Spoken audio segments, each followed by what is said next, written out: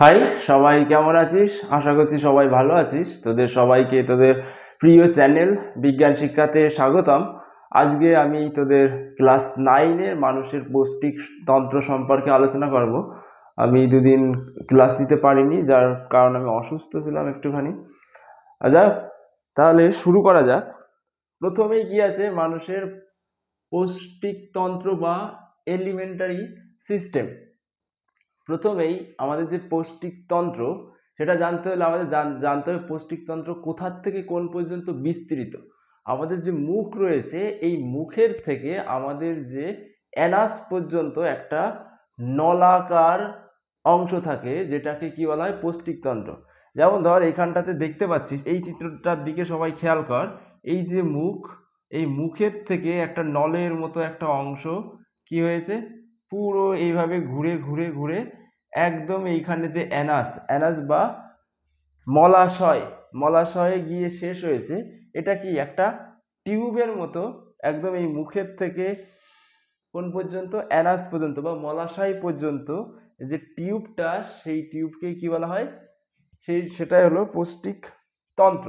তাহলে দেখ, আমি এইখানটাতে একটুখানি এঁকে দেখাচ্ছি। মনে কর এটা আমাদের মুখ, তারপরে মুখের পরে কি আছে, একটা নালী রয়েছে এরকমের, যেই নালীকে বলা হয় ইসোফেগাস। আর মুখের মধ্যে কি কি রয়েছে, মুখের মধ্যে আমাদের দাঁত রয়েছে, ঠিক আছে। এটা মনে কর আমাদের সরল চিত্র, ঠিক আছে। তারপরে কি আছে, আর কি আছে, মুখের মধ্যে টাং রয়েছে, টাং বা জিহ্বা রয়েছে। তারপরে কি রয়েছে, তারপরে একটা গহ্বর রয়েছে, সেই গহ্বরের মধ্যে দিয়ে একটা নালীর মতো অংশ রয়েছে, যেটাকে বলা হয় ইসোফেগাস। এই ইসোফেগাস গিয়ে কি হয়েছে, নিচে একটা ব্যাগের মতো জায়গায় গিয়ে মিলিত হয়েছে, যেই ব্যাগটাকে বলা হয় স্টোমাক। বা আমাদের যেই ব্যাগটা অনেকটা জে এর মতো দেখতে, দেখতে পাচ্ছি যেটা কি জে এর মতো, স্টোমাক বা পাকস্থলী। এবং পাকস্থলীর শেষে গিয়ে একটা কি আছে, অনেক হাইলি কয়েল মানে কি, প্রচুর পরিমাণে কি রয়েছে, হাইলি কয়েল একটা টিউব রয়েছে, যেই টিউবকে বলা হয় ক্ষুদ্রান্ত, ঠিক আছে।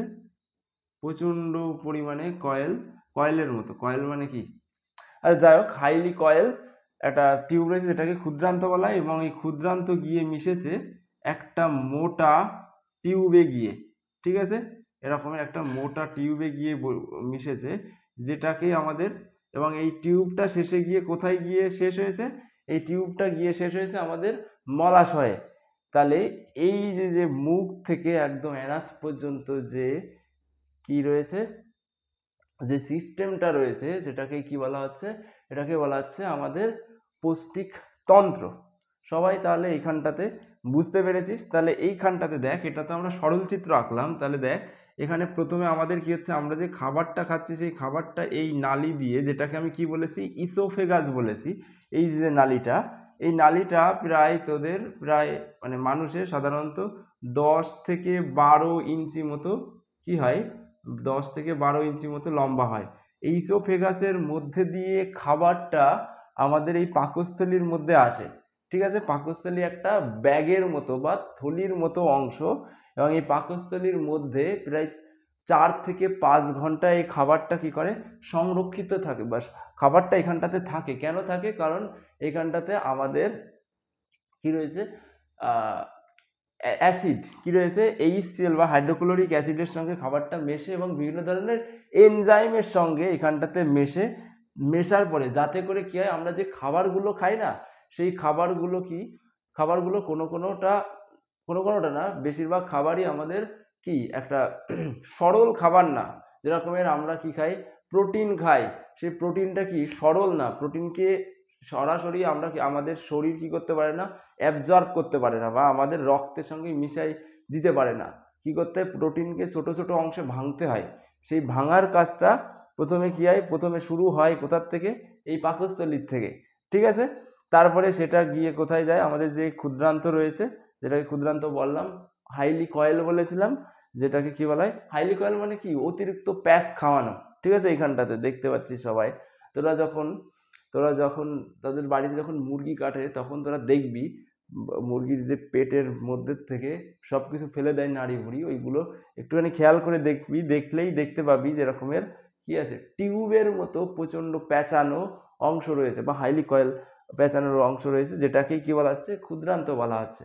ঠিক আছে, তারপরে ক্ষুদ্রান্তটা গিয়ে কোথায় গিয়ে মিশেছে, সিকামে, যেটা আমাদের বৃহদান্ত্রের অংশ। যাক, এটা ছিল এই জায়গাটার ওভারভিউ।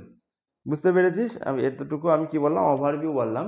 এইবার আমি এই লেকচারটা একটুখানি ডিটেলসে তোদের সঙ্গে আলোচনা করব, কারণ একটুখানি ডিটেলসে আলোচনা না করলে তোরা বুঝতে পারবি না। আর আমি বলে দেবো পড়ার মধ্যেই কোনটা পরীক্ষার জন্য ইম্পর্টেন্ট, কোনটা তোদের বেশি করে পড়তে হবে। ঠিক আছে? আর এটা যেহেতু ক্লাস নাইনের ক্লাস, যার কারণে খুব খুব বেশি হাই লেভেলে আলোচনা করা হবে না, 11 লেভেলে আলোচনা করা হবে না। আর যদি কেউ ওভারভিউ সম্পর্কে জানতে চায় তাহলে এই লেকচারটা তারা দেখতে পারে, কিন্তু প্রচুর কি বলে ডিটেলসে এর মধ্যে থাকবে না। আচ্ছা, প্রথমে আমি কি বললাম, আমাদের যে পরিপাকতন্ত্র কোথার থেকে শুরু হয়, মুখ থেকে শুরু হয়। এই মুখটা দুটো অংশ নিয়ে গঠিত। আমাদের যে মুখ, এই মুখটা কি রয়েছে, দুটো অংশ নিয়ে গঠিত। ঠিক আছে, প্রথমে কি রয়েছে, প্রথমে এই যে লিপ বা আমাদের যে ঠোঁট রয়েছে, এই ঠোঁট দিয়ে বেষ্টন করে রয়েছে। তাহলে আমরা যদি কি করি, এখানটাতে একজন মানুষের আমি মুখ এঁকেছি, এখানটাতে একটা মানুষের কি এঁকেছি, মুখ বা ওরাল ক্যাভিটি এঁকেছি। এই দাঁত তো এরকমের করে রয়েছে, এরকমের করে রয়েছে, তো এই যে এরকমের করে রয়েছে, এরকমের করে রয়েছে, তো হাঁ করে রয়েছে, এরকম হাঁ করে রয়েছে। কিন্তু আমি যদি কি করি, এদের দাঁতকে এরকম করে আটকাই দিই, তাহলে এর সামনে কি থাকবে, এর সামনে লিপ থাকবে। তাহলে এইখানটাতে মনে কর আমি একটা কি আঁকি, একটা সরল চিত্র আঁকি। ঠিক আছে, যেইখানটাতে মানুষটা মুখ কি করে রয়েছে, বন্ধ করে রয়েছে। বুঝতে পেরেছিস? এরকমের করা রয়েছে। আচ্ছা, এইখানটাতে সবার কি রয়েছে, দাঁত রয়েছে। সবাই বুঝতে পারছিস? এখানটাতে কি রয়েছে, দাঁত রয়েছে। আচ্ছা, এখানটাতেও এই নিচের দিকেও কি থাকবে, দাঁত থাকবে। আচ্ছা, এইবার তোরা সবাই দেখতে পাবি যে, তোরা আয়নার সামনে গিয়ে দেখতে পাবি, যখন দাঁতকে কি করবি, দুটো দাঁতকে একসঙ্গে আটকে রাখবি, এরকম করে আটকে রাখার পরে তারপরে দেখতে পাবি এই পাশ দিয়ে কি রয়েছে, ফাঁকা একটুখানি জায়গা দেখতে পাবি। ঠিক আছে, এই পাশ দিয়ে ফাঁকা জায়গা দেখতে পাবি, যেই অংশকে কি বলা হয়, ভেস্টিবুলার বলা হয়। ঠিক আছে, ভেস্টিবুলার অংশ। যাই হোক, তাহলে মুখের দুখানা অংশ আছে, একটা হলো ভেস্টিবিউল, আর যখন হাঁ করে, মানে যখন হাঁ করবে এরকমের করে, এই যে এখানটাতে হাঁ করা চিত্র এঁকেছি, এই ভিতরের যে অংশ সেটাকে কি বলা হয়, মুখ বিবর বা ওরাল ক্যাভিটি, যেটাকে বাক্কাল ক্যাভিটিও বলা হয়। ঠিক আছে, তাহলে মুখ কি দুটো অংশ নিয়ে গঠিত, একটা হলো ভেস্টিবিউল আর একটা হলো ওরাল ক্যাভিটি। তাহলে এখান থেকে দুটো জিনিস জানতে পারলাম। ভেস্টিবিউল কাকে বলা হবে, যখন দাঁত কি করে রাখবে, দুটো দাঁত একসঙ্গে এরকম করে যুক্ত করবি, তখন দুই পাশে যে দেখতে পাবি ফাঁকা জায়গা, এই যে এর নিচে দিয়ে অংশ দেখতে পাবি, মাড়ি বলি আমরা যেটাকে। ঠিক আছে, এটা হলো ভেস্টিবিউল। বুঝতে পারলি ভেস্টিবিউল কি জিনিস? এই জায়গা হলো ভেস্টিবিউল। আচ্ছা, তারপরে তারপরে কি আছে, যখন হাঁ করব তখন কি পাবো, তখন একটা গহ্বরের মতো পাবো, যেটাকে কি বলা হয়, ওরাল ক্যাভিটি বা বাক্কাল ক্যাভিটি। খুব ইম্পর্টেন্ট পরীক্ষার জন্য। আচ্ছা, বাক্কাল ক্যাভিটি বা ওরাল ক্যাভিটি কি নিয়ে গঠিত, এটা সম্পর্কে আমাদের জানতে হবে। তাহলে বাক্কাল ক্যাভিটি অর্থাৎ মুখের মধ্যে যখন হাঁ করব তখন আমরা কি দেখতে পাবো, তখন দেখতে পাবো দাঁত রয়েছে আমাদের, তারপরে কি রয়েছে আমাদের জিহ্বা দেখতে পাবো, তারপরে কি দেখতে পাবো, তারপরে আমাদের প্যালেট দেখতে পাবো, প্যালেট বা তালু দেখতে পাবো। ঠিক আছে, যখন আমরা আমাদের কি বলে, আমাদের যে জিহ্বা কথা বলার সময় দাঁতের ওপরের দিকে কি থাকে, ওপরের দিকে একটা অংশ থাকে না, শক্ত অংশ। মনে কর তোরা তালে বসা যখন উচ্চারণ করবি তখন দেখবি যে আমাদের জিহ্বা ওপরের দিকে একটা জায়গায় আঘাত করে, সেটা হলো আমাদের তালু। তাহলে এরকমের দুখানা তালু আছে, একটা হলো হার্ড প্যালেট, ইংরেজিতে বলে প্যালেট, একটা হলো হার্ড প্যালেট, আর আরেকটা হলো কি, একটা হলো সফট প্যালেট। ক্লিয়ার হয়েছে? তাহলে এখানটাতে হার্ড প্যালেট কোনটা, একদম এই যে এইখানটাতে কি রয়েছে, আমাদের দাঁত রয়েছে, দাঁতের পরে, একদম পরে। বুঝতে পারছি সবাই? এই যে জায়গাটা দাঁতের একদম পরে আমি যেটা দাগাচ্ছি, এটা কি শক্ত শক্ত মতো, এটাকে বলা হয় হার্ড প্যালেট। তোরা সবাই হাঁ করে আয়নার দিকে আয়নাকে কি করতে পারি সেরকমের করে দেখতে পারবি, তখন দেখতে পাবি এইখানটাতে শক্ত মতো অংশ রয়েছে, যেটাকে বলা হয় হার্ড প্যালেট। আর ওই হার্ড প্যালেটের আরেকটুখানি পিছনের দিকে কি আছে, সফট প্যালেট রয়েছে, এবং সফট প্যালেটের মধ্যে এরকমের করে কি দেখতে পাবি, রিজ দেখতে পাবি, রিজ বা খাজ দেখতে পাবি, ঠিক আছে, এরকমের দাগ দাগ দাগ দাগ দেখতে পাবি। ক্লিয়ার হয়েছে? এবং এই সফট প্যালেটের পরে তোরা একদম বড় করে হাঁ করলে দেখতে পাবি সফট প্যালেটের পরে যেখানটাতে কি হয়ে গেছে, যেখান থেকে গহ্বরটা শুরু হয়েছে আমাদের, বা ফ্যারিংসটা শুরু হয়েছে, সেখানে দেখতে পাবি যে একটা এরকম করে ঝুলে রয়েছে, ঠিক আছে, যেটা খুব নরম। এই যে এইখানটাতে দেখতে পাচ্ছিস, এটা কি আমাদের যে গহ্বরটা রয়েছে, মুখের যে গহ্বর, এর ভিতর দিয়েই তো খাবার চলে যায়। তাহলে এই যে গহ্বর, গহ্বরের এই যে এইখানটাতে অর্থাৎ জিভে যেখানটাতে আমাদের জিহ্বা যেখানটাতে শেষ হয়েছে তার একদম ওপরে এরকমের করে একটা কি থাকে, নরম মাংসল অংশ থাকে, যেটা একটা আলভা বলা হয়। এখানটাতে সবার ক্লিয়ার হয়েছে আশা করছি। তারপরে কি রয়েছে, তারপরে আমাদের জিহ্বা রয়েছে, তাই তো? তাহলে আমাদের জিহ্বা, এই যে এটা হলো আমাদের জিভ, যেটা আমাদের কি বলা হয়, একটা অর্গান, যে অর্গানটা কি করতে সাহায্য করে, আমাদের স্বাদ গ্রহণ করতে সাহায্য করে। জানিস সবাই, আমাদের যদি কারো জিহ্বা না থাকতো তাহলে কি আমরা খাবারের স্বাদ পেতাম? জিহ্বার মাধ্যমে আমরা খাবারের স্বাদ পাই। এবং কি হয়, এই জিহ্বাটা কি রয়েছে, আমাদের যে মুখ গহ্বর তার মধ্যে একটা পেশি দিয়ে যুক্ত রয়েছে, অর্থাৎ যেটাকে কি বলে, ফ্রেনুলাম বলা হয়। এই জিহ্বাকে তোরা যদি এরকম উঁচু করে দিস, এই যে এখানে দেখতে পাচ্ছি সবাই, আমি আশা করছি দেখতে, এই জিহ্বা তো নিচের দিকে রয়েছে, এই জিহ্বাটাকে উঁচু করে এখানটাতে নিয়ে গেলে দেখতে পাবি এরকমের করে একটা দাগের মতো অংশ রয়েছে, ঠিক আছে, জিহ্বার একদম পিছনে, যেটাকে বলা হয় ফ্রেনুলাম, যেটা দিয়ে এই মুখ গহ্বরের মধ্যে জিহ্বাটা কি রয়েছে, আটকে রয়েছে। যদি ফ্রেনুলাম না থাকতো তাহলে কি এই জিহ্বা তো খুলে পড়ে যেত, বুঝতে পেরেছিস? আর জিহ্বা কি করে, আমাদের কথা বলতে সাহায্য করে। যদি জিহ্বা না থাকতো তাহলে আমরা কি কথা বলতে পারতাম না। ক্লিয়ার হয়েছে? এবং জিহ্বাতে তোরা আয়না, এটা তোরা যদি আয়না দিয়ে সবকিছু দেখতে পারবি, ঠিক আছে, আয়না দিয়ে জিহ্বার খুব কাছে দেখিস তাহলে জিহ্বাতে দেখতে পাবি এরকমের করে ছোট্ট ছোট্ট দানা দানা, এই যেখানটাতে আমি দিয়েছি গোল গোল, দেখতে পাচ্ছি সবাই আশা করছি, এরকমের করে গোল গোল কি দেখতে পাবি, এক ধরনের অংশ দেখতে পাবি, যেটাকে কি বলা হয়, প্যাপিলি বলা হয়। ক্লিয়ার আছে? এই প্যাপিলির অর্থাৎ বা স্বাদ কোরক বলা হয়, বাংলাতে বলা হয় স্বাদ কোরক, ঠিক আছে। ওই প্যাপিলির মাধ্যমে কি করতে পারি, আমরা যে খাবারটা খাই সেই খাবারটার স্বাদ বুঝতে পারি। এবং আমাদের জিহ্বার যে অগ্রভাগ, একদম একদম কি রয়েছে, অগ্রভাগ, এই যেটা আমি হাত দিয়েছি, এই অগ্রভাগে আমরা কি করতে পারি, আমরা মিষ্টি স্বাদ গ্রহণ করতে পারি। যদি কারোর অগ্রভাগ কেটে দেওয়া হয় তাহলে কি সেই মিষ্টি স্বাদ বুঝতে পারবে না। এবং এই জিহ্বার কি রয়েছে, এই পাশে কি থাকে, এই পাশ দিয়ে যে অংশগুলো থাকে, এই পাশ দিয়ে অংশগুলো দিয়ে আমরা সল্টি আর সাওয়ার, অর্থাৎ টক মিষ্টি, টক টক মিষ্টি বলছি, টক আর লবণাক্তযুক্ত খাওয়া স্বাদ বুঝতে পারি। এবং ওই পিছনের দিকে আমরা কিসের স্বাদ বুঝতে পারি, সেটা তিতো নাকি সেই স্বাদটা বুঝতে পারি। তাহলে এইটুকু সবার ক্লিয়ার হয়েছে আমি আশা করছি। এরপরে কি রয়েছে, আর জিহ্বার আরেকটা কাজ কি, জিহ্বা আমরা যে খাবারটা খাই সেই খাবারটাকে আমাদের কোথায়, যে ইসোফেগাসের কথা বললাম, যে নালীটার কথা বললাম, আমাদের যে গলার ভিতর দিয়ে যে নালীটা কোথায় চলে গেছে, আমাদের পাকস্থলীতে চলে গেছে, সেই নালীর মধ্যে প্রবেশ করিয়ে দিতে সাহায্য করে। আরও একটা কাজ রয়েছে, জিহ্বা আমাদের কি করে, খাবারকে চর্বণ করতে সাহায্য করে, খাবারকে ওলট পালট করে দেয় মুখের মধ্যে, তাই না?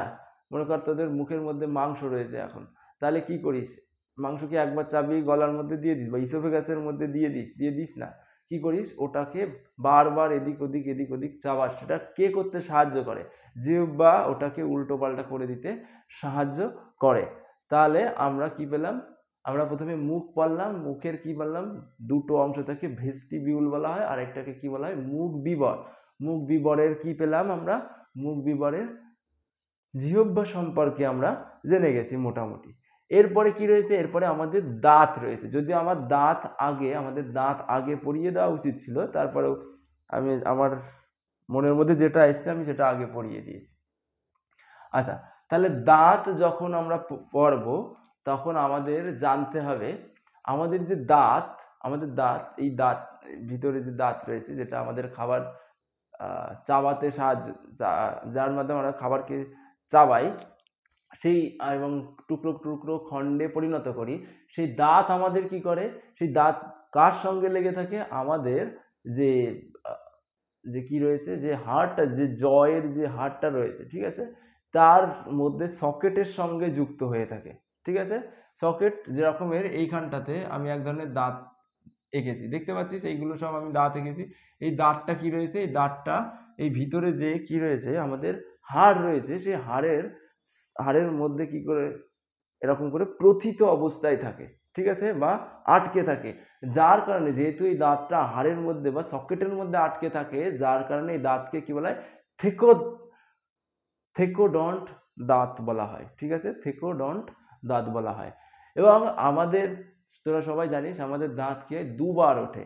একবার যখন আমরা বড় হতে থাকি তখন কি হয়, 6 বছর বয়স থেকে আমাদের যে দুধের দাঁত থাকে সেটা পড়ে যেতে থাকে এবং আমাদের স্থায়ী দাঁত উঠতে থাকে।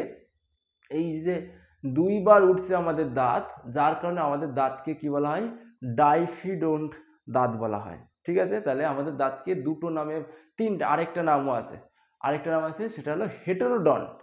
হেটেরোডন্ট কেন বলা হয়, আমাদের কয়েক রকমের দাঁত রয়েছে। ঠিক আছে, যেরকমের ইনসিজার, ক্যানাইন, প্রিমলার, মলার, এরকমের আলাদা আলাদা রকমের দাঁত রয়েছে, যার কারণে আমাদের দাঁতকে কি বলা হয়, হেটেরোডন্ট বলা হয়। হেটেরো মানে কি, হেটেরো মানে আলাদা আলাদা, আর হোমো মানে কি, হোমো মানে একই প্রকারের।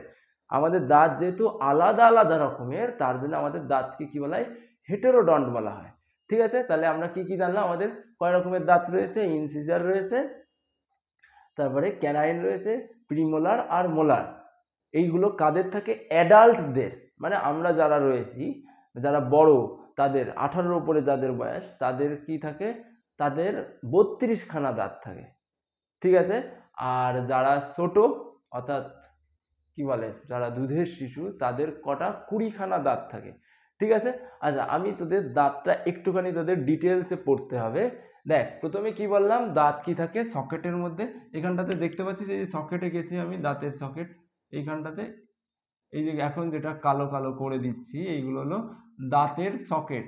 এই সকেটের মধ্যে দাঁত কি করে, আটকে থাকে। ঠিক আছে, যার জন্য এদেরকে কি বলা হচ্ছে, থেকোডন্ট বলা হচ্ছে। ঠিক আছে, তাহলে আমরা এইটুকু বুঝতে পেরেছি। এবার কি বললাম, আমাদের আলাদা আলাদা দাঁত পাওয়া যায়। আলাদা আলাদা দাঁত কি দাঁত পাওয়া যায়। আচ্ছা আমি এই পাশে একটুখানি মুছে দিই। ঠিক আছে, এ পাশে জায়গার অভাব হচ্ছে, এটা মুছে দিচ্ছি।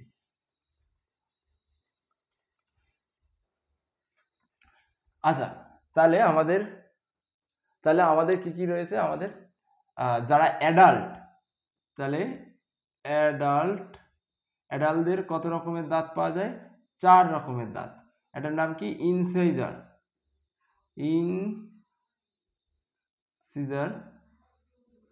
ক্যানাইন আর কি, প্রিমোলার আর মোলার। ঠিক আছে, এই 4 রকমের দাঁত অ্যাডাল্টদের দেখতে পাওয়া যায়। তার মধ্যে ক্যানাইনটা তোরা সবাই একদম সহজেই বুঝতে পারবি। ক্যানাইনটা কি, ক্যানাইনটা দিয়ে যেটা দিয়ে আমরা কি করতে পারি, এটা দিয়ে আমরা মাংস ছিঁড়ে ফেলাতে পারি। ঠিক আছে, টিয়ারিং করতে সাহায্য করে। যেমন ধর কুকুর, তারপরে যেসব মাংসাশী প্রাণী আছে, কুকুর, বিড়াল, বাঘ, সিংহ, এদের ক্যানাইন বড় হয়। ঠিক আছে, তাদের কি ক্যানাইন বড় হয়, একদম ক্যানাইনটা এই যে রকমের ফলার মতো। ঠিক আছে, এরকমের ক্যানাইনটা এই দুই পাশে থাকবে। তাহলে ক্যানাইন কি করে, আমাদের ছিঁড়তে সাহায্য করে। তারপরে ইনসিজারের সামনে যে দাঁতগুলো থাকে, তাহলে এই যে রকমের দেখতে হয় যে দাঁতগুলো। ঠিক আছে, এইগুলো আমাদেরকে কি করতে সাহায্য করে, চাবাতে সাহায্য করে। আচ্ছা, দাঁতের আর কি থাকে, দাঁতের এই নিচেই রুট থাকে। ঠিক আছে, ওপরে যে সাদা অংশটা থাকে সেটা সেটা হলো কি এনামেল দিয়ে তৈরি। আর নিচে এই যে সুচালো যে অংশগুলো দেখতে পাচ্ছিস এগুলোকে দাঁতের রুট বলা হয়। এই রুটটা সকেটের মধ্যে আটকানো থাকে, ঠিক আছে। আর এই ওপরের এই সাদা অংশটা আমরা দেখতে পাই, আমরা যেটা ব্রাশ করি সকালবেলা আর রাতে শোয়ার আগে, সেই অংশটা কি, সেই অংশটা সাদা। এই সাদা অংশটা কি দিয়ে তৈরি? এনামেল দিয়ে তৈরি। যাও, তাহলে এই ইনসিজার কি রয়েছে, ইনসিজার সামনের দুটো যে দাঁত রয়েছে, তাহলে এই ইনসিজার কি করতে সাহায্য করে? ইনসিজার খাবারকে চাবাতে সাহায্য করে। আর ক্যানাইনের মাধ্যমে, ক্যানাইন দেখেছিস তো কিসের মতো? ছুরির ফলার মতো, যেটা দিয়ে টেনে ছিঁড়ে ফেলতে সাহায্য করে। আচ্ছা, আরেকটা কি রয়েছে? প্রিমোলার আর মোলার রয়েছে। এই প্রিমোলার আর মোলার দুটো একই রকমের দেখতে প্রায়, ঠিক আছে। আগে মোলারটা বলি। একদম মাড়ির দিকে যে দাঁতগুলো থাকে দেখবি যে অনেকটা কি হয়, প্লেন হয়ে থাকে, ঠিক আছে। প্লেন মানে কি, সমতল ওপরের অংশ, আর বড় যে দাঁতগুলো, ঠিক আছে, একদম ভিতরের দিকে, ঠিক আছে। ভিতরে যেই দাঁতগুলোতে কি হয়, বেশি পোকায় ধরে যায়, এই যে রকমের দেখতে হয়। তোরা বুঝতে পারছিস, আমি বুঝতে পারছিস হয়তো। তাহলে কি একদম ভিতরের দিকে যে দাঁতটা থাকে এবং যেটা অনেকটা বক্সি টাইপের, বক্সের মতো, ঠিক আছে। এবং ওপরের পার্টটা অনেকটা সমতল, এবং তার মানে কি এই দাঁতগুলো পেশাই করতে সাহায্য করে। আমরা যে খাবারগুলো খাই সেই খাবারগুলোকে পিষতে সাহায্য করে, ঠিক আছে। তাহলে বুঝতে পারলি আমাদের দাঁতের কথা বলছি, এক একটা দাঁত এক এক রকমের কি জন্যে, এটা সুচালো কি জন্যে, যাতে করে আমরা টেনে ছিঁড়ে ফেলতে পারি। আর টেনে ছিঁড়ে ফেলা খাবারটাকে কি করতে পারি, চাবাতে পারি। ওটাই হামানদিস্তা যে রকমের হয়, দেখেছি হামানদিস্তা, যেটা দিয়ে কি করে, পেশাই করে। একটা ইয়ে থাকে, লোহার একটা ডান্টির মতো থাকে, ওর ওপরের দিকে দেখতে পাবে। ওর যদি উল্টো করিস তাহলে দেখতে হবে এরকমের করে সমতল। তাহলে সমতল কেন হয়? যাতে করে কি করতে পারি, পেশাই করতে পারি। তার জন্য এই মোলার আর প্রিমোলার কি হয়, অনেকটা অনেকটা সমতল হয় ওপরের পৃষ্ঠে। আর ওপরের পৃষ্ঠে অনেকটা সমতল যায়, যাতে করে আমরা কি করতে পারি, যাতে করে আমরা খাবারকে পেশাই করতে পারি। তাহলে এই মোলার আর প্রিমোলার একই রকমের দেখতে, দুটোর কাজই এক। এবং মোলারটা কি, মোলারটা একদম ভিতরের দিকে থাকে, যার কারণে এটা আরো বেশি বড় প্রিমোলারের থেকে। প্রি কেন বলা হচ্ছে, কারণ মোলারের আগে থাকে, তার জন্য এটাকে প্রিমোলার বলা হচ্ছে। সবার লাস্টের দিকে রয়েছে, তিনখানা থাকে, অ্যাডাল্টদের তিনখানা থাকে, অ্যাডাল্টদের তিনখানা কি থাকে, মোলার থাকে। তাহলে অ্যাডাল্টদের কটা মোলার থাকে? তিনখানা না, মানে আমি বলছি তোদের তিনখানা, আমি সরি। অ্যাডাল্টদের আমরা যদি কি করি, মনে কর আমাদের এই মাথাকে যদি আমরা কি করি, কাটি, ঠিক আছে, এই বরাবর, এই মাঝ বরাবর কাটি, ঠিক আছে। মাঝ বরাবর কেটে এক পাশ এই পাশে নিয়ে গেলাম, এই পাশের থেকে সরিয়ে দিলাম, আর এক পাশ এই পাশে নিয়ে আসলাম, এই পাশ নিয়ে আমি কাজ করব, ঠিক আছে। যখন আমরা কেটে এই পাশটাকে নিলাম, এই পাশের ওপরের সারি থাকবে একটা দাঁতের, আর নিচে আর একটা সারি থাকবে, ভালো করে বোঝ।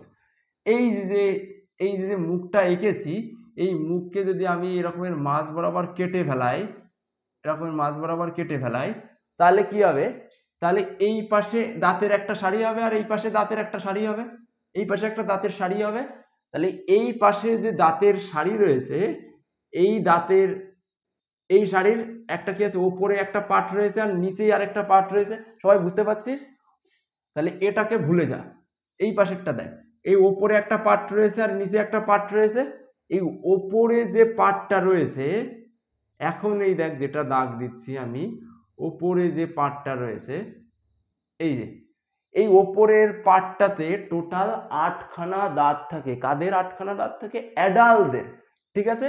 এই যে এই পাশেরটা আমি সরিয়ে দিয়েছি, শুধু এই পাশের নিচের অংশটা নিয়ে কাজ করছি। তাহলে এই নিচের অংশে টোটাল কটা দাঁত থাকে? 8টা।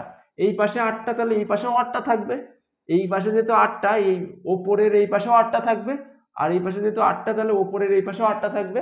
তাহলে 8 8 16, 16 আর 8 24, আর 8 32। সবাই তাহলে বুঝতে পেরেছিস এইখানটাতে? এইবার একদম ভিতরে যে মাড়ির যে দাঁতগুলো থাকে, এই দেখ বক্সের মতো আমি এঁকেছি অনেকগুলো, এই যে রকমের বক্স শেপ, ঠিক আছে, এরকমের বক্সের মতো অনেকটা এঁকেছি, এই যে রকমের বক্স শেপ, ঠিক আছে। তাহলে এই বক্সের মতো এই যে তিনখানা দাঁত, এই তিনখানা দাঁতকে কি বলা হয়? মোলার বলা হয়, যেটা একদম মাড়ির দিকে থাকে। ঠিক আছে, ক্লিয়ার আছে? একদম মাড়ির সবার লাস্টে যে দাঁতটা থাকবে তার থেকে তিনখানা অবধি কি হবে? মোলার থাকবে। সবার ক্লিয়ার হয়েছে? এই দেখ এখানটাতে তিনখানা মোলার। এদের কাজ কি? এদের কাজ হলো পেশাই করা, হামান দিস্তার মতো। ঠিক আছে, তাহলে অ্যাডাল্টদের কটা থাকে? তিনটে থাকে। এরপরে মোলারের আগে, মোলারের মতোই দেখতে, ঠিক আছে, মোলারের আগে মোলারের মতোই দেখতে যাদেরকে কি বলা হয়? দুখানা দাঁত থেকে দুটো থাকে, তাদেরকে কি বলা হয়? প্রিমোলার বলা হয়। কেন প্রিমোলার বলা হয়? কারণ এটা মোলারের আগে থাকে। মোলার একদম প্রায় সরি অনেকটা বক্সি টাইপের, আর প্রিমোলার কি? প্রিমোলার অনেকটা গোলাকার। তোরা তোদের আয়না দিয়ে দাঁতগুলো অবজার্ভ করলেই একদম বুঝতে পারবি। ঠিক আছে, কটা থাকে? দুটো থাকে। তাহলে প্রিমোলার কটা থাকে? দুটো থাকে, দুটো থাকে। তোরা এক কাজ করতে, তোদের বাড়িতে বড়দের দাঁত কি করতে হয় দেখতে পারিস। ঠিক আছে, তোদের এখনো 32খানা দাঁত হয়নি, তোরা যারা ভিডিও দেখছিস। আচ্ছা, এরপরে কি আছে? এই মোলারের পরে মোলার দুটো হয়ে যায়। আমি একদম এই পিছনের থেকে আসছি, প্রথমে মোলার, তারপরে প্রিমোলার, তারপরে আরেকটুখানি আসলে একটা সুচালো দাঁত দেখতে পাবি, যেই দাঁতটাকে কি বলা হয়? যেই দাঁতটাকে বলা হয় ক্যানাইন। ক্লিয়ার আছে? ক্যানাইন কটা থাকে? ক্যানাইন, আমি এই যে শুধু এই পাশেরটার কথা বলছি। ঠিক আছে, শুধু এই পাশের অংশের কথা বলছি, বুঝতে পেরেছিস? আমি আগেই বললাম প্রথমে কি করব? এই মুখটাকে ভাগ করব আধা আধি, এই পাশের অর্ধেককে ওই পাশে সরিয়ে দেবো, এই পাশের অর্ধেক নিয়ে কাজ করব, এই পাশের অর্ধেকের তাও নিচেরটা নিয়ে কাজ করব। ঠিক আছে, তাহলে এই যে এই পাশের অর্ধেকের যেটার কথা বলছি সেখানটাতে ক্যানাইন কি থাকে? একটা থাকে। ঠিক আছে, তাহলে ক্যানাইন কটা থাকে? এই পাশের খণ্ডকে একটা থাকে। তারপরে কি আছে? তারপরে ইনসিজার বলে একটা দাঁত, দুখানা দাঁত থাকে। তারপরে কটা দাঁত থাকে? ইনসিজার। ঠিক আছে, কটা থাকে? দুটো থাকে। তাহলে টোটাল কটা হলো? এই পাশের অর্ধে, এই পাশের অর্ধে টোটাল কটা হলো? 3 আর 2 5 আর 3 8টা। এই পাশে 8টা, তাহলে এই পাশেও 8টা, 8 আর 8 16, এই পাশেও 8টা, 16 আর 8 কত? 24, আর এই পাশেও কটা? 8টা, 24 আর 8 32। সবার ক্লিয়ার হয়েছে এখানটাতে? আশা করছি সবার ক্লিয়ার। এবার দেখ, তাহলে আমাদের আমাদের মানুষের সর্বমোট কতগুলো মোলার থাকবে? কতগুলো থাকবে? এই পাশে 3টে, এই পাশেও 3টে থাকবে, 3 আর 3 6, এই পাশেও কটা থাকবে? ওপরের দিকে এই ডান পাশেও 3টে থাকবে, 6 আর 3 9, এই পাশেও কটা থাকবে? ওপরের বাঁ পাশেও 9 আর 3 12টা। টোটাল তাহলে কটা থাকবে? তাহলে বড়দের টোটাল কটা থাকবে? 12টা থাকবে। ঠিক আছে, প্রিমোলার কটা থাকবে? তাহলে এই পাশের 1/4 কটা থাকবে? দুটো, তাহলে দুটো, আর এই পাশেও কটা থাকবে? দুটো, 2 আর 2 4, এই পাশে কটা থাকবে? 4 আর 2 6, আর এই পাশেও কটা থাকবে? 6 আর 2 8টা, 8টা থাকবে। তাহলে প্রিমোলার কটা থাকবে? 8টা থাকবে। আচ্ছা, ক্যানাইন কটা থাকবে? ক্যানাইন এই পাশে কটা রয়েছে? এই পাশের 1/4 কটা রয়েছে? একটা রয়েছে। তাহলে এই পাশের 1/4 কটা থাকবে? একটা থাকবে। তাহলে একটা একটা দুটো, তাহলে ওপরের 1/4 কটা থাকবে? একটা থাকবে, 2 আর 3, আর উপরের এই বাঁ পাশের 1/4 কটা থাকবে? একটা থাকবে, 3 আর 1 4টা, টোটাল 4খানা থাকবে। ঠিক আছে, আচ্ছা এটার কালি মনে হচ্ছে সমস্যা হচ্ছে, একটু কালি ভরে নিই।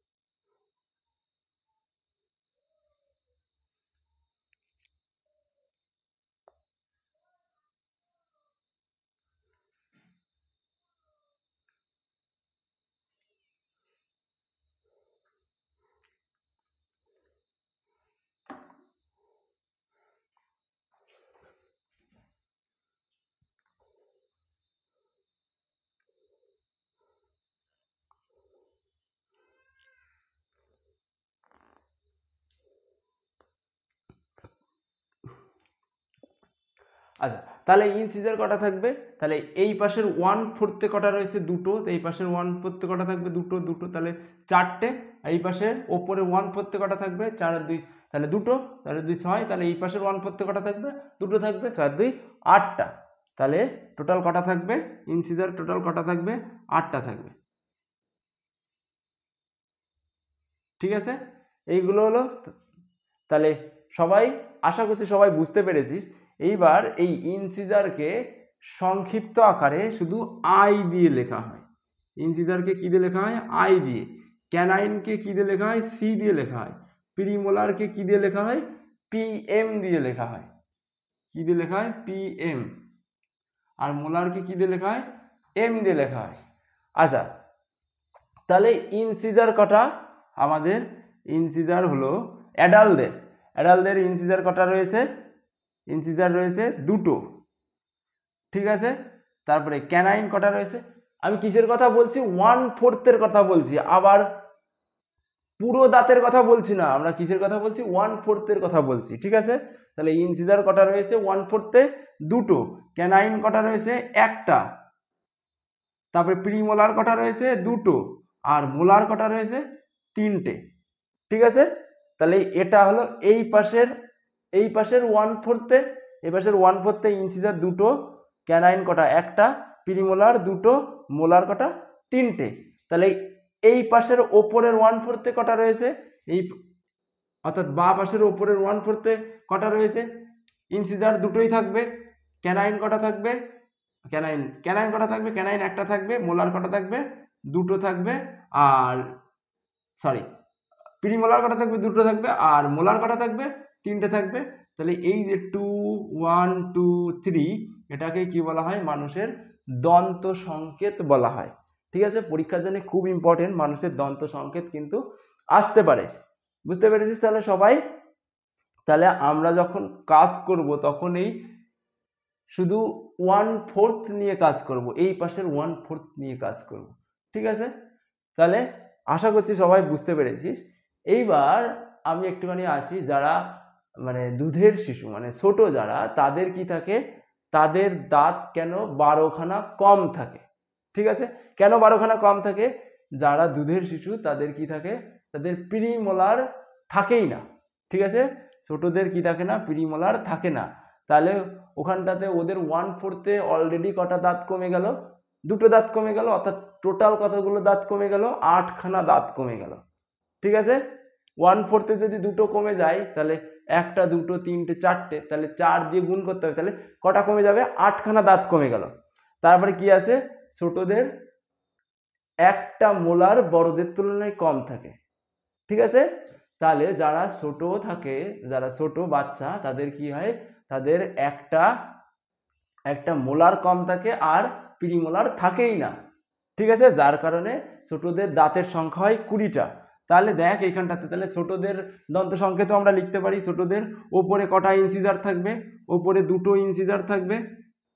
ঠিক আছে, ক্যানাইন কটা থাকবে, ক্যানাইন থাকবে একটা, প্রিমোলার কটা থাকবে 0, প্রিমোলার 0, মোলার কটা থাকবে, মোলার থাকবে দুটো। ঠিক আছে সবাই? আচ্ছা, তাহলে ওপরের 1/4 যদি 2102 হয়, তাহলে নিচের 1/4তেও 2102 হবে, 2102। কেন, নিচেও কি হবে, নিচেই যে ইনসিজার থাকবে সেটাও দুটো হবে, ক্যানাইন একটা হবে, আর মোলার কি হবে, দুটো হবে। এটা হলো বাচ্চাদের কি দন্ত সংকেত। আশা করছি সবাই এখানটাতে বুঝতে পেরেছিস। তাহলে দেখ, তাহলে কি করে বাচ্চাদের টোটাল দাঁতের সংখ্যা 20খানা হলো, তাহলে এইখানটাতে টোটাল কতগুলো দাঁত রয়েছে, 2 আর 2 4, 4 আর 2 6, 6 আর 4 10। তাহলে এই পাশের খণ্ডকে যদি 10টা থাকে, এই পাশের খণ্ডকে 10টা, তাহলে টোটাল কটা থাকবে, 20খানা থাকবে। তাহলে সবাই আশা করছি সবাই দাঁতটা ভালো করে বুঝতে পেরেছিস, খুব ইম্পর্টেন্ট। তোরা অনেক সময় বুঝতে পারিস না কেন মানুষের মোলারের কথা 3টে বলছে, কেন ক্যানাইনের কথা একটা বলছে, কিন্তু আমাদের আদতে ক্যানাইন কটা রয়েছে, এই নিচে একটা রয়েছে, এই পাশে একটা রয়েছে দুটো, ওর একটা 3টে, এই পাশে একটা 4টে। কেন বলছে একটা, কারণ তখন কি করছে, যখন বইয়ে কাজ করছে তখন এই 1/4 নিয়ে কাজ করছে, এই 1/4 নিয়ে কাজ করছে, এই পাশের 1/4 নিয়ে কাজ করছে, যার কারণে বলছে এই 1/4 রয়েছে মোলার 2খানা, তারপরে মোলার রয়েছে 3খানা, প্রিমোলার 2টো, ক্যানাইন 1টা, আর আর 2টো কি আছে, 2টো ইনসিজার রয়েছে। সবার এখানটাতে আশা করছি কারোর কোনো অসুবিধা নেই। আচ্ছা, আমি এখানটাতে একটুখানি কি করে দিই, আমি এখানটাতে একটুখানি সবাইকে, আচ্ছা এই জায়গাটা একটুখানি মুছে দিচ্ছি। সবাই তাহলে বুঝতে পেরেছিস আশা করছি। এই জায়গাটা একটুখানি মুছে দিচ্ছি, বোর্ডে জায়গা নেই লেখার মতো। আমি একটুখানি সংক্ষিপ্তকরণ করে দিই কি পড়ালাম এতক্ষণ পর্যন্ত। দেখ, প্রথমে কি বললাম, প্রথমে বললাম আমাদের যে মুখ, প্রথমে আমাদের কি পড়তে হবে, মুখ সম্পর্কে, পৌষ্টিকতন্ত্র পড়াকে মুখ সম্পর্কে। মুখকে কয় ভাগে ভাঙলাম সেটা পড়েছি। মুখকে 2 ভাগে ভেঙেছি। কি, এটা হলো ভেস্টিবিউল, আর আরেকটাকে কি বলা হয়, বাক্যাল ক্যাভিটি বা ওরাল ক্যাভিটি বা মুখ বিবর। Oral cavity, CAVITY। এই ওরাল ক্যাভিটির মধ্যে কি কি আছে, ওরাল ক্যাভিটির মধ্যে দাঁত রয়েছে। কি রয়েছে, দাঁত বা টিথ। আর কি রয়েছে, টাং রয়েছে, TONGUE। টাং পড়িয়ে দিয়েছি, দাঁত পড়িয়ে দিয়েছি। আচ্ছা, আর কি আছে, আর প্যালেট রয়েছে, ঠিক আছে, বা তালু রয়েছে। তাহলে তালু কয় রকমের, 2 রকমের, সফট প্যালেট আর কি, সফট প্যালেট আর হার্ড প্যালেট। আর কি রয়েছে, তালু বা প্লেট, তাই তো, PLATE। তাহলে প্লেট কোনটা, এই যে দাঁতের পিছনের দিকে শক্ত, যখন কি বলে তালিবস্যা উচ্চারণ করবি তখন দেখবি যে আমাদের জিহ্বা যেখানটাতে বাড়ি খাই সেটাকে কি বলা হয়, তালিবস্যা। উচ্চারণ কর সবাই আমার সঙ্গে, তালিবস্যা। তাহলে ভালো করে উচ্চারণ করে দেখ, জিভেটা যেখানটাতে বাড়ি খাচ্ছে আমাদের সেই জায়গাটাকে কি বলা হয়, তালু বলা হয়। এই দেখ এইখানটাতে দাঁতের একদম পিছনে যে জায়গাটা দেখেছি, এই যে জায়গাটা, এটাকে বলা হয় প্যালেট, যেটা হলো হার্ড প্যালেট। তারপরে এই প্যালেটের একদম পিছনের দিকে কি রয়েছে, সফট প্যালেট রয়েছে। তাহলে প্যালেটকে 2 ভাগে ভাঙা যায়। কি ভাঙা যায়, হার্ড অ্যান্ড সফট প্যালেট। এবং সফট প্যালেটের একদম শেষে কি থাকে, একটা মাস্কুলার জিভের মতো বা জিহ্বার মতো একটা অংশ থাকে, যেটা এরকম করে ঝুলে থাকে, ঠিক আছে, খুব খুব কি নরম একটা অংশ, ঠিক আছে। তোরা যদি গলা দিয়ে এরকম করিস তাহলে আয়না দিয়ে দেখতে পারবি, চোখের হা করে আয়না দিয়ে দেখতে পারবি যে ওই জিনিসটা কি হয়ে যাচ্ছে, ওই হাওয়ার জোরেই ওটা কি হয়ে যাচ্ছে, সরে যাচ্ছে, ওখান থেকে সরে যাচ্ছে। তার মানে কি, খুব নরম এবং পাতলা। তাহলে কি রয়েছে, সফট প্যালেটের একদম নিচেই একটা অংশ থাকে জিহ্বার মতো নরম এরকমের করে থাকে, যেটাকে কি বলা, আলভা বলা হয়, ULVA। খুব ইম্পর্টেন্ট পরীক্ষার জন্য। আচ্ছা, আর টাং যখন পড়িয়েছি বা জিহ্বা যখন পড়িয়েছি তখন জিহ্বাকে কি কি বললাম, আমাদের যে জিহ্বা, সেই জিহ্বাটা কার সঙ্গে যুক্ত থাকে, জিহ্বা যুক্ত থাকে আমাদের ওরাল ক্যাভিটির মধ্যে ফ্রেনুলাম নামক একটা অংশের সঙ্গে। এই জিহ্বাকে উঁচু করে দিলে নিচের দিকে দেখতে পাবি একটা রকম করে দাগের মতো, ঠিক আছে, মাস্কুলার অংশ, যেটাকে কি বলা হয়, ফ্রেনুলাম বলা হয়। এবং এই জিহ্বার মধ্যে কি, এই জিহ্বাকে যদি তোরা কি করিস, অনেক বড় কি বলে, তোরা তোদের চাইলে বন্ধুদের জিহ্বাকে বের করে ধরে দেখতে পারিস, কি বলে ওটাকে, ম্যাগনিফাইং গ্লাস দিয়ে দেখতে পাবি, ছোট্ট ছোট্ট, এমনি খালি জায়গায়ও দেখতে পাবি, ছোট্ট ছোট্ট ছোট্ট ছোট্ট ডট ডট রয়েছে, যেটাকে কি বলা হয়, যেটাকে বলা হয় প্যাপিলা বা স্বাদ করক। ওর মাধ্যমে আমরা বুঝতে পারি কোনটা স্বাদ কেমন, এটুকু সবাই বুঝতে পারিস। এবং দাঁত সম্পর্কে পড়িয়েছি, দাঁতকে বলেছি, দাঁতকে কি কি বলা হয়, ডাইফিডন্ট বলা হয়, ডাইফিডন্ট 2 বার ওঠে, ডাইফিডন্ট। পরীক্ষায় আসতে পারে কেন আমাদের দাঁতকে ডাইফিডন্ট বলা হয়, কারণ আমাদের দাঁত 2 বার ওঠে জীবনকালে। তারপরে কি বলা হয়, থেকোডন্ট বলা হয়, থেকোডন্ট। কেন থেকোডন্ট বলা হয়, কারণ এই দাঁতকে আমাদের কি বলে, সকেটের মধ্যে, আমাদের যে হাড় রয়েছে, যে জয়ের যে হাড়টা রয়েছে তার সকেটের মধ্যে আটকানো থাকে, তার জন্য এটাকে থেকোডন্ট বলা হয়। আর আরেকটা কি নামে বিভাগ, আর কি বলা হয়, ডাইফিডন্ট, আর হলো হেটেরোডন্ট বলা হয়, হেটেরোডন্ট। খুব ইম্পর্টেন্ট। কেন হেটেরোডন্ট বলা হয়, কারণ আমাদের আলাদা আলাদা রকমের, আলাদা আলাদা টাইপের দাঁত রয়েছে, একটু আগেই বললাম, ইনসিজার, ক্যানাইন, প্রিমোলার, মোলার, ঠিক আছে। আর কি বলেছি, দন্ত সংকেত, খুব ইম্পর্টেন্ট পরীক্ষার জন্য। আর কি দন্ত সংকেত। তাহলে এই যে যতটুকু পড়ালাম এটুকু সবার আশা করছি কোনো অসুবিধা নেই, এখানটাতে সবার ক্লিয়ার হয়ে গেছে, ঠিক আছে। আচ্ছা, আমি এইবার এখানটাতে একটুখানি মুছে দিচ্ছি, ঠিক আছে। এই যেটা তোরা চাইলে পজ করে কি করতে পারিস, পজ করে টুকে নিতে পারিস, ঠিক আছে। আমি মুছে দিচ্ছি, আমি যদি এখানে দাঁড়াই তাহলে কি হবে, তাহলে সময় নষ্ট হবে। আচ্ছা, এইবার কি হয় আমাদের যে বাক্কাল ক্যাভিটি, আচ্ছা এরপরে আমাদের কি বলে মুখের মধ্যে কি থাকে, কি লালা গ্রন্থি থাকে, ঠিক আছে। সে লালা গ্রন্থি সম্পর্কে অর্থাৎ গ্রন্থি যেগুলো থাকে সেইগুলো সম্পর্কে পরে আলোচনা করব। আজকে শুধু আমি এই টিউবগুলো সম্পর্কে আলোচনা করব। একটা ভিডিওতেই যদি সব আলোচনা করে দিই তাহলে অনেক বড় হয়ে যাবে ভিডিও, ঠিক আছে। তো যে ধৈর্য থাকবে না, আমি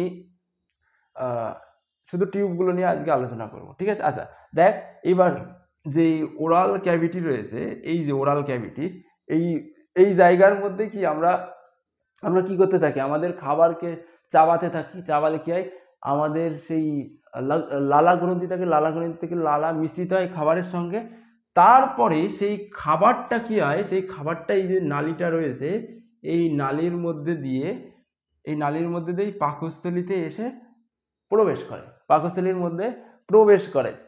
এইবার কথা হচ্ছে যে এইখানটাতে তোরা একটা জিনিস পড়েছিলি আগের ক্লাসে, আমি বলে দিয়েছিলাম আমাদের যে গলবিল বা ইসোফেগাস, এই নালীটাকে ইসোফেগাস বলা হয়, আগেই বললাম।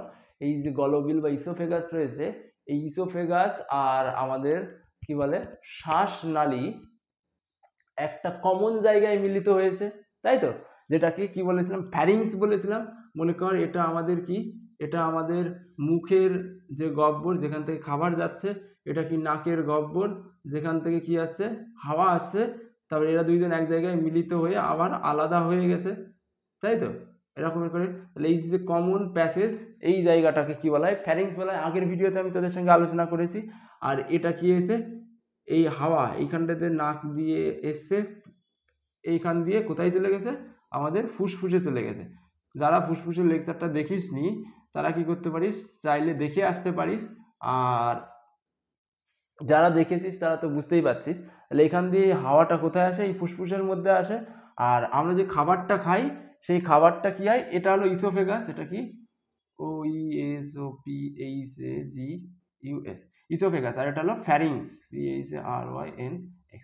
আচ্ছা, তাহলে এই কমন যে জায়গা সেটা কি ফ্যারিংস বলা। এইবার কথা হচ্ছে যে যখন আমাদের এই খাবারটা আসে এই ফ্যারিংসের মধ্যে আসে, তখন এই খাবারটা কি করে বুঝতে পারে এই ইসোফেগাসের মধ্যে দিয়েই যেতে হবে। কেন ইসোফেগাসের মধ্যে দিয়ে গিয়ে আমাদের পাকস্থলীতেই আসতে হবে। কেন খাবারটা এই ফুসফুসের মধ্যে দেওয়া যাবে না, কেন, কি করে বুঝতে পারে, খাবারের তো কি নেই, মাথা নেই, তাহলে কি করে বুঝতে পারে। তাহলে এই যে জায়গাটা রয়েছে না, এই যে শ্বাসনালীর এইখানটাতে একটা কি থাকে, দরজার মতো একটা অংশ থাকে, ঠিক আছে। যখনই খাবার আসে তখনই এটা কি করে ঢেকে দেয়, ঠিক আছে। এই নালীটাকে, এই যে নালীটা রয়েছে, মনে কর এইখানটাতে খাবার রয়েছে, এই খাবারটা কি করে, খাবারটা যখনই ইসোফেগাসের মধ্যে আসতে যায় যখনই ফ্যারিংসের মধ্যে আসে তখনই এই যে কি বলে দরজার মতো আমি অংশটা বললাম বা কপাটিকা, এপিগ্লটিস বলা হয়।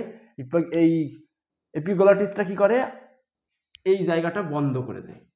যেই বন্ধ করে দেয় তখনই খাবারটা শুধুমাত্র কি ইসোফেগাসের মধ্যে দিয়েই গিয়ে কোথায় গিয়ে পড়ে, আমাদের যে পাকস্থলী বা স্টোমাক রয়েছে, স্টোমাকের মধ্যে গিয়ে পড়ে। তাহলে সবার এখানটাতে ক্লিয়ার হয়েছে। তাহলে কে আটকে দেয় খাবারকে, ফুসফুসের মধ্যে যাওয়া থেকে রোধ করতে কে সাহায্য করে, এপিগ্লটিস সাহায্য করে। এটা কি এক ধরনের কপাটিকা। এবার কথা হচ্ছে কখনো কখনো কিন্তু খাবার আমাদের এই কি করে শ্বাসনালীর মধ্যে চলে যায়, তখন আমরা কি করে বেঁচে যাই, তখনই দেখতে পাবি আমাদের কি হচ্ছে, কাশি হচ্ছে, ঠিক আছে। কাশি হয়ে ওই খাবারটাকে বাইরে বের করে নিয়ে আসে, যতক্ষণ না পর্যন্ত বাইরে না বেরোচ্ছে ততক্ষণ আমাদের কাশি হতেই থাকে, ঠিক আছে। তাহলে তাহলে যদি কখনো কোনো ভুলবশত যদি খাবার এই শ্বাসনালীর মধ্যে প্রবেশ করে তখন আমাদের কাশি হয়, কাশির মাধ্যমে খাবারটা বাইরে বের করে আসে, যাতে করে আমরা কি হই, অসুস্থ না হই। ঠিক আছে, যদি শ্বাসনালীর মধ্যে চলে আসতো খাবার তাহলে কিন্তু আমাদের এই ফুসফুসের মধ্যে ব্যাকটেরিয়ার সংক্রমণ হতো, আমরা ইনফেকশন হয়ে আমরা মারাও যেতে পারতাম। এইটুকু সবার ক্লিয়ার হয়েছে? যখন এই যে খাবারটা ইসোফেগাসের মধ্যে চলে আসলো না, যখনই এই ইসোফেগাসের মধ্যে চলে আসলো, অর্থাৎ যে নালীটার মধ্যে চলে আসলো, ঠিক আছে, এই এখান থেকে যে নালীটা শুরু হয়েছে দেখতে পাচ্ছিস হয়তো, আমার এই পর্যন্ত সবাই দেখতে পাচ্ছিস, এই মধ্যে যে নালীটা রয়েছে অর্থাৎ আমাদের যে পাকস্থলী রয়েছে, পাকস্থলী বলতে যে নালীটা রয়েছে, এই নালীর মধ্যে খাবার কি করে যায়? আমরা তো ইচ্ছা করে ওই ভিতরের মধ্যে প্রবেশ করিয়ে দিই না। কেউ কি দিস তোরা? তোদের খাবার যখন এইখানটাতে চলে আসে, এই যে বুকের এইখানটাতে আসে, তখন কি তুই ইচ্ছা করে ওকে নিচের দিকে পাঠিয়ে দিস, নাকি ওই খাবারটা নিজেই চলে যায়? তোরা কি কেউ পারবি? এই খাবারটাকে মনে কর এইখানটাতে রয়েছে, কোথায় রয়েছে? বুকে মনে কর কি করবি, ইচ্ছা করে আটকে রাখবি, ঠিক আছে, চেষ্টা করেও কোনোদিন পারবি? কেউ পারবি না। এইখানটাতে আটকে রাখ, খাবার কি হয়ে যাবে, এমনি এমনি নিচেই নেমে যাবে। আচ্ছা, এবার কথা হচ্ছে কি করে নেমে যায় এই খাবারটা? এই যে খাবারের যে দলা বা বোলাস, এই বোলাসটা কি করে এই পাকস্থলীর মধ্যে চলে যায় ইসোফেগাস হয়ে?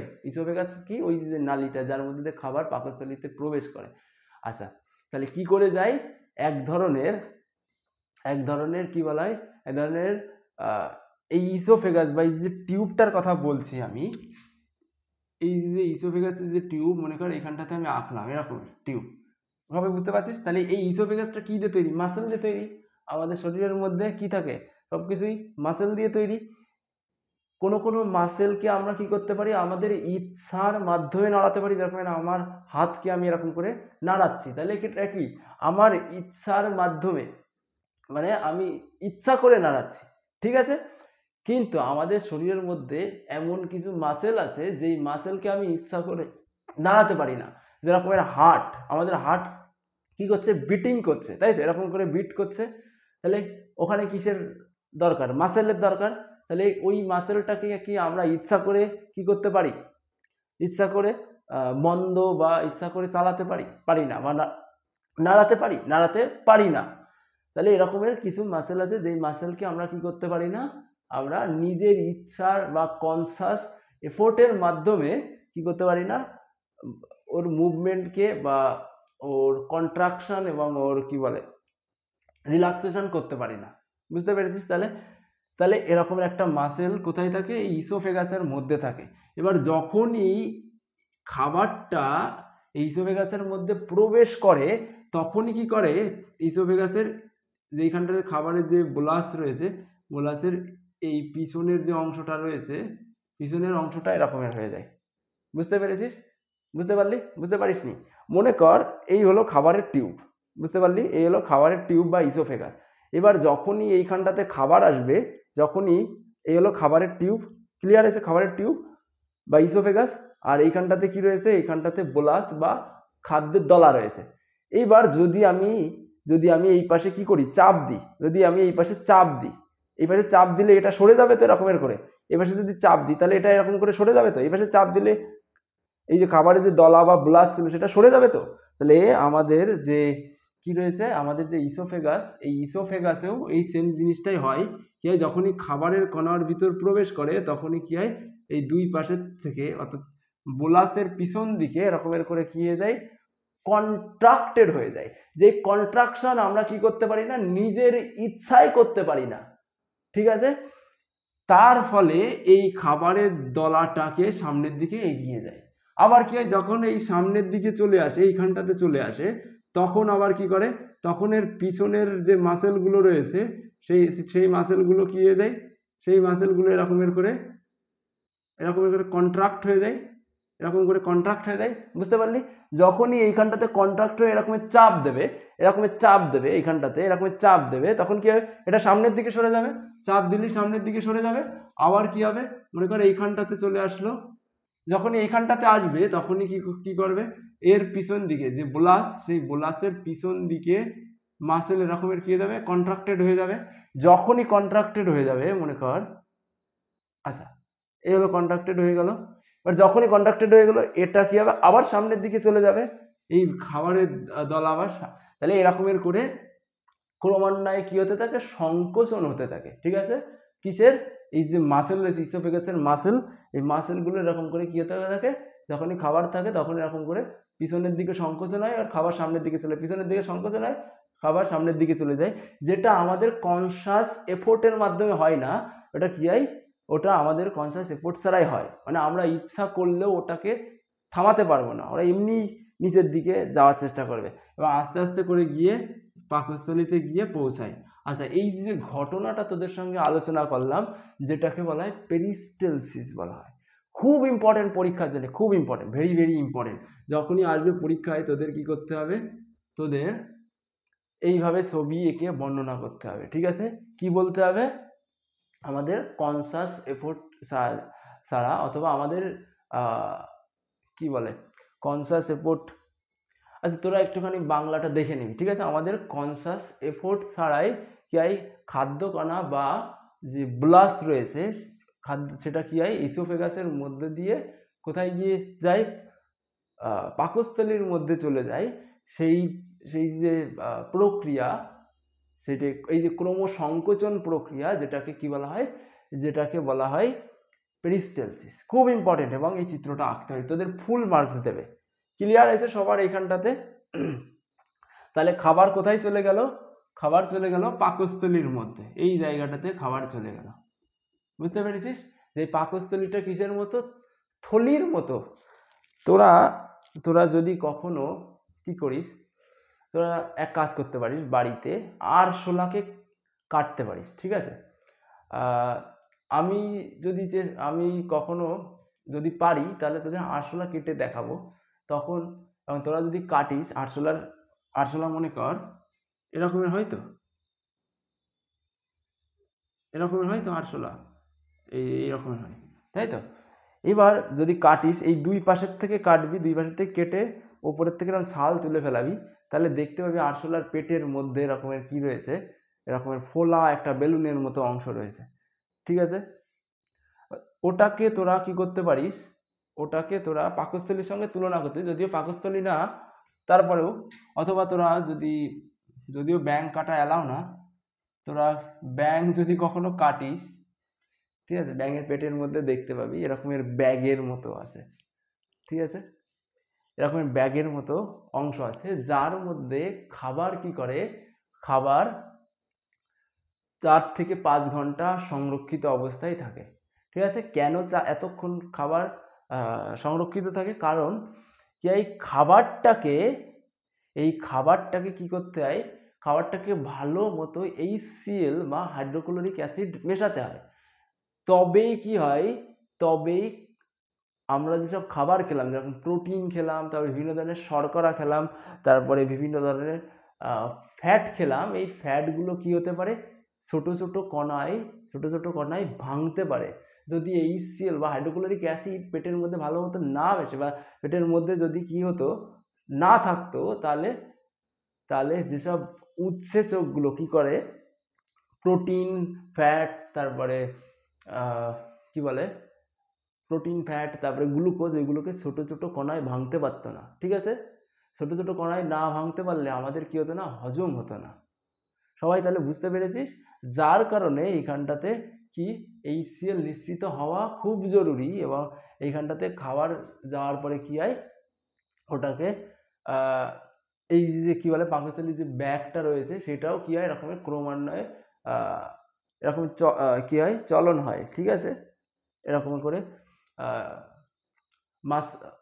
মাসেলসের মাধ্যমে এরকমের করে কি হতে থাকে, এরকমের করে চলন হতে থাকে, যার ফলে খাবারের প্রত্যেকটা অংশের সঙ্গে ভালো মতো HCl মিশে যাবে, হাইড্রোক্লোরিক অ্যাসিড মিশে যেতে পারে, এবং যখনই HCl মিশতে পারবে তখনই ওই খাবারটা কী হবে, উৎসেচক দ্বারা ভাঙার উপযুক্ত হয়। এবং তোরা মনে রাখবি, এই যে পাকস্থলীর মধ্যে পেপসিন নামক কি আছে উৎসেচক খরিত হয়, এবং যেটা কি বলে প্রোটিনকে ভাঙতে বা কাটতে সাহায্য করে, ঠিক আছে। তাছাড়া লাইপেজ নামক এক ধরনের কি হয় উৎসেচক খরিত হয়, যেটা কি ফ্যাটকে কাটতে সাহায্য করে। দেখ আমি এখন এইগুলো নিয়ে ডিটেলস আলোচনা করব না, এরপরে যখন তোদের পরে আরেকটা পার্ট রয়েছে তখন আমি তোদের এই কিভাবে খাবার কি হচ্ছে খাবার ভাঙছে, ছোট ছোট কণায় ভাঙছে, সেটা সম্পর্কে আমি আলোচনা করে দেব। আচ্ছা, এইবার আমাদের এই পাকস্থলীর কি অ্যানাটমি সম্পর্কে একটুখানি জানতে হবে, ঠিক আছে। পাকস্থলী সম্পর্কে একটুখানি জানতে হবে। পাকস্থলী তো খাবার কি করে, পাকস্থলী তো খাবার সংরক্ষণ করে, তারপরে কি করে, তারপরে এটা দেখতে থলির মতো, এইগুলো সম্পর্কে তো আমরা জানলাম। তারপরে এটা কি যে এর মতো দেখতে, অনেকটা এরকম করেও বলা যেতে পারে। এবার এই পাকস্থলীটাকেই শুধু আমি রাখলাম, ঠিক আছে। এই পাকস্থলীকে 4টে ভাগে ভাগ করা হয়। কটা ভাগে? 4টে ভাগে ভাগ করা হয়, ঠিক আছে। 4টে ভাগ কি দেখেছিস, এই যে সব ওপরের ইসোফেগাসটাকে কেটে দিয়েছি, নিচের থেকে ইন্টেস্টাইনের অংশটা কেটে দিয়েছি, শুধু এই অংশটা রেখে দিয়েছি, যেটা নিয়ে আমি তোদের কি করবো একটুখানি আলোচনা করব, ঠিক আছে। এই পাকস্থলীকে 4টে ভাগে ভাগ করা হয়, ঠিক আছে। দেখ এই ইসোফেগাস যেখানটাতে পাকস্থলী যে জায়গাটাতে এসে মিলিত হয় সেটাকে কি বলা হয়, কার্ডিয়াক এন্ড বলা হয়। কার্ডিয়াক এন্ড, ঠিক আছে। তাহলে বা কার্ডিয়াক প্রান্ত বলা হয়, ঠিক আছে। এটাকে কি বলা হয়, কার্ডিয়াক প্রান্ত বলা হয়। তারপরে এখানটাতে দেখ একটুখানি উঁচু হয়ে আছে, পাকস্থলী উপরের দিকে উঁচু হয়ে আছে, এটাকে কি বলা হয়, ফান্ডাস বলা হয়, ফান্ডাস, ঠিক আছে। আর এই যে অংশটা রয়েছে এটাকে কি বলা হয়, পাকস্থলীর বডি, ঠিক আছে। এই অংশটাকে কি বলা হয়, বডি বলা হয়, মাঝের যে অংশটা। আর পাকস্থলী যেখান থেকে কি হয়েছে, যেখান থেকে ইন্টেস্টাইনের মধ্যে প্রবেশ করেছে, অর্থাৎ নিচে পায়ের দিকে যে অংশ, পাকস্থলীর পায়ের দিকে যে অংশ, এটাকে বলা হয় পাইলোরিক এন্ড, ঠিক আছে। PILORIC, পাইলোরিক প্রান্ত বলা হয়। ক্লিয়ার হয়েছে, পাইলোরিক প্রান্ত। তাহলে পাকস্থলীকে কয় ভাগে ভাগ করলাম আমরা, 4 ভাগে ভাগ করলাম। যেখানটাতে ইসোফেগাস যেখানে পাকস্থলীর মধ্যে গিয়ে প্রবেশ করেছে সেটাকে বলা হয় কার্ডিয়াক প্রান্ত। তারপরে পাকস্থলীর ওপরের দিকে এরকম একটা কি আছে, অংশ রয়েছে ওপরের দিকে বর্ধিত, যেটাকে বলা হয় ফান্ডাস। এবং ফান্ডাসের পরে কি আছে, পাকস্থলীর যে থলির মতো যে অংশটা, যেটাকে বলা হয় বডি। এবং বডির পরে পাকস্থলী কি হয়েছে, কার সঙ্গে গিয়ে মিলিত হয়েছে, ইন্টেস্টাইনের সঙ্গে মিলিত হয়েছে, যেটাকে বলা হয় পাইলোরিক প্রান্ত। ক্লিয়ার হয়েছে সবার এখানে। তাহলে পাকস্থলী কটা অংশ নিয়ে বিভক্ত, 4টে অংশ নিয়ে বিভক্ত। আশা করছি আমি পাকস্থলীর এখানে তোদের বই অর্থাৎ ক্লাস 9-এ যতটুকু আছে ততটুকু আমি বলে দিয়েছি তোদেরকে। আর আচ্ছা, আমি ততটুকু বলে দিয়েছি। এইবার কি রয়েছে, তোদের আরেকটুখানি জানা দরকার, কিন্তু তোদের বই যেহেতু নেই সেহেতু আমি আর বেশি বলছি না। আচ্ছা দেখ, এই পাকস্থলীটা এবার আমি একটুখানি মুছে দিই, যদি না মুছলেও হচ্ছে। আচ্ছা দেখ, এই পাকস্থলীর পরে কি আছে, আমি আগে বললাম পাকস্থলীর পরে এরকমের হাইলি কয়েল বা খুব প্যাঁচানো একটা নলের মতো অংশ রয়েছে, এরকম খুব প্যাঁচানো, এরকমের খুব প্যাঁচানো। তোরা দেখতে পাবি, তোরা যেটাকে নাড়ি ভুড়ি বলিস সবাই, তাই না, মুরগি কাটলে দেখতে পাবি। বাড়িতে কেউ তোরা মুরগি কাটিস, অথবা তোরা এই দিন এক কাজ করতে, যেদিন মাংস খাবি সেদিন ওই যে যারা কি করে, যারা মুরগি কাটে, তাহলে ওইখানটাতে গিয়ে দেখতে পাবি এরকম টিউবের মতো অনেকগুলো এরকমের প্যাঁচানো অংশ রয়েছে, যেটাকে কি বলা হয়, ইন্টেস্টাইন বলা হয়। এবং এই ইন্টেস্টাইনের মধ্যেই আমরা যেসব খাবারটা খেলাম সেই খাবারটা আমাদের ইন্টেস্টাইনের মধ্যেই পাচিত হয়, এবং তারপরে সেটা আমাদের রক্তের মাধ্যমে আমাদের সারা দেহে ছড়িয়ে যায়, এবং যদি জমিয়ে রাখতে হয় সেটা আমাদের যকৃতে গিয়ে জমা হয়। এবং আমাদের অনেক সময় যদি যকৃতেও জমানোর জায়গা না থাকে, তখন অন্যান্য যেসব অর্গান রয়েছে সেই অর্গানগুলোতে কী হয়, চর্বি রূপে জমতে শুরু করে। তাহলে ক্লিয়ার হয়েছে। তাহলে কোথায় আমরা যে খাবারটা খেলাম সেই খাবারটা কোথায় গিয়ে পাচিত হয়, কোথায় গিয়ে আত্তীকরণ হয়? আত্তীকরণ মানে কি, আমাদের রক্তের সঙ্গে মিশে যায়। ঠিক আছে, যদি আমাদের রক্তের সঙ্গে না মিশতো তাহলে কি হতো, আমরা খাবার খেলাম আর পিছন দিয়ে বেরিয়ে গেল। ঠিক আছে, তাহলে কি আমরা কি মানে বড় হতে পারতাম? হতে পারতাম না তো। কিন্তু এই যে মিশে যাচ্ছে, এইখান থেকে প্রথমে থাকছে, এখান থেকে প্রথমে মিশছে, তারপরে গিয়ে এই যে ইন্টেস্টাইন রয়েছে, এই ইন্টেস্টাইনের মধ্যে এসে কি হচ্ছে, ইন্টেস্টাইনের মধ্যে এসে খাবারের যে কণাগুলো রয়েছে সেটা খুব ছোট্ট ছোট্ট কণায় পরিণত হয় এবং সেটা আমাদের রক্তের মধ্যে মিশে যেতে সাহায্য করে। এবার আমাদের এই ইন্টেস্টাইনকে 3 ভাগে ভাগ করা হয়। ঠিক আছে, ইন্টেস্টাইনকে কয় ভাগে ভাগ করা হয়? 3 ভাগে।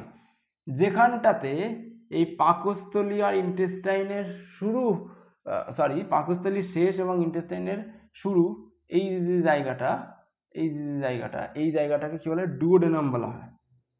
ঠিক আছে, ডুওডেনাম বলা হয়। তারপরে কি আছে?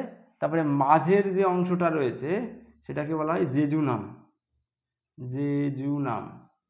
ঠিক আছে, আর সবার নিচের দিকে সব থেকে বেশি পেঁচানো বা হাইলি করে, সব থেকে বেশি কি বলে, পেঁচানো অবস্থায় রয়েছে, সেটাকে কি বলা হয়? নিচের দিকে কি আরো বেশি পেঁচানো অবস্থায় থাকে।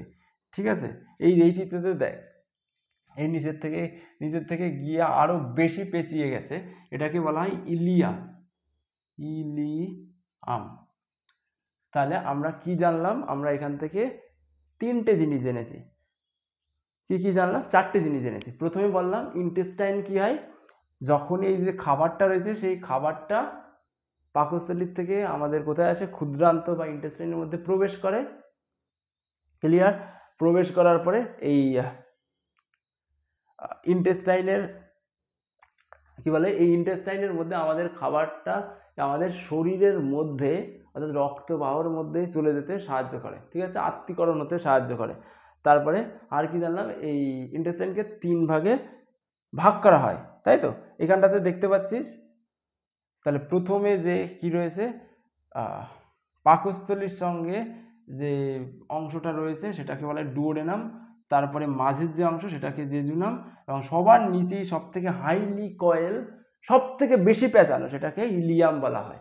ঠিক আছে, আচ্ছা, এই যে এই ইন্টেস্টাইনের মনে কর এই টিউবটা, আর এই টিউবটা আমি এখান থেকে কেটে এইখানটাতে লিখলাম, এইখানটাতে আঁকলাম, এরকম করে আঁকতে পারি, আমি পারি তো এরকম আঁকতে পারি। এইবার মনে কর আমি এই টিউবটাকে খুব পাতলা পাতলা সেকশনে কাটলাম, সেকশনে কাটার পরে এরকম করে কাটতে পারি তো। মনে কর এটা খুব পাতলা, এই সেকশনগুলো। ঠিক আছে, এই যে সেকশনে কাটছি, এই এরকম পাতলা সেকশনে কেটে যদি আমি মাইক্রোস্কোপের নিচেই রাখি, তাহলে এরকম ডিস্কের মতো দেখতে পাবো।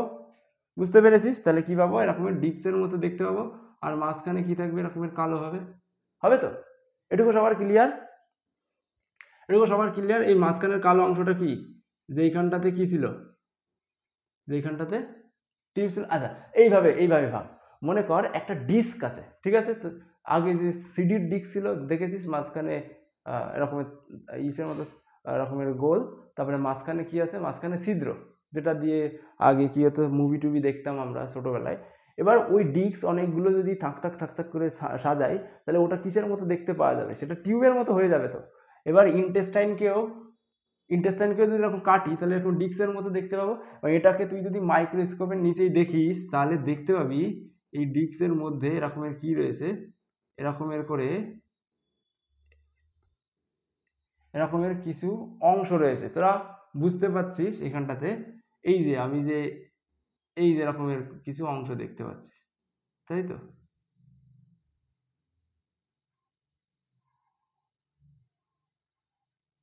বুঝতে পারলি আমি কি আঁকালাম? কি দেখতে পাবি? এই ডিস্কের মধ্যে দেখতে পাবি এই যে এরকমের কিছু ব্রাশের মতো অংশ দেখতে পাবি। ব্রাশ, আমাদের দাঁত মাজার যে ব্রাশ রয়েছে না, সেই ব্রাশের মতো অংশ দেখতে পাবি। ঠিক আছে, ব্রাশের মতো অংশ মানে কি? ওর গা দিয়ে কি থাকে? গা দিয়ে এরকমের করে ওর যে সেল রয়েছে, ঠিক আছে, এইখানটাতে দেখ সেলগুলো তো এরকমের দেখতে হবে, এখানটাতে একটা সেল, এই একটা সেল, এই একটা সেল, এটা মনে কর একটা সেল, এটা আরেকটা সেল, এটা আরেকটা সেল, বুঝতে পারছিস? এটা মনে কর আরেকটা সেল। মনে কর এখান থেকে একটা সেলকে আমি কেটে আনলাম, একটা সেলকে কেটে নিয়ে আসলাম, তাহলে সেলটা এরকমের দেখতে হবে তো, এরকমের দেখতে হবে তো সেলটা।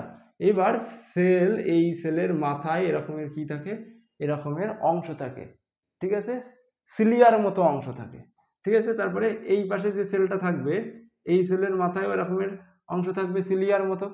ক্লিয়ার হয়েছে? তাহলে এই যে অংশটা দেখতে পাচ্ছি না, দেখতে পাচ্ছিস এই যে যেগুলো সিলিয়ার মতো বলছি, এই পাশে যে আরেকটা সেল থাকবে, মনে কর এটা আমি মুছে দিই, ঠিক আছে, এটা ডিস্টার্ব করছে।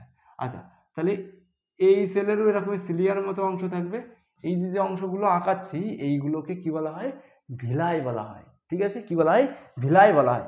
ওই ভিলাইয়ের মধ্যে কি থাকে, এই ভিলাইয়ের মধ্যে ল্যাকটিয়েল থাকে বা লসিকা বাহু থাকে। কি থাকে? লসিকা বাহু। তোরা জানিস লসিকা বাহু কি জিনিস? যদি না জানিস, আমি পরে একদিন ছোট্ট একটা করে লেকচার দিয়ে দেবো, কিন্তু এখন এটা এটা এটা কি করে, এটা মনে রাখ। কি থাকে? এই যে ভিলাই, এই ভিলাইয়ের মধ্যে কি থাকে, লসিকা থাকে, ঠিক আছে।